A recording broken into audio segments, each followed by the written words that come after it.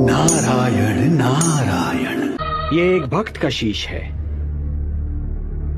इसे अमृत से सींचो और अजरामर बना दो। प्रणाम प्रभु। कीर्तिमान भव। तुम जैसा महात्मा केवल सृष्टि के कल्याण के लिए आता है। आज मैं तुम्हें अपना वो नाम देता हूं जो माता यशोदा ने स्वयं मुझे दिया था, श्याम। नारायण नारायण। और तुम्हें मैं अपनी सारी शक्ति भी प्रदान करता हूं। कलयुग में तुम्हें लोग श्याम के नाम से पुकारेंगे। जय श्री श्याम, जय श्री श्याम, जय श्री श्याम, जय श्री श्याम।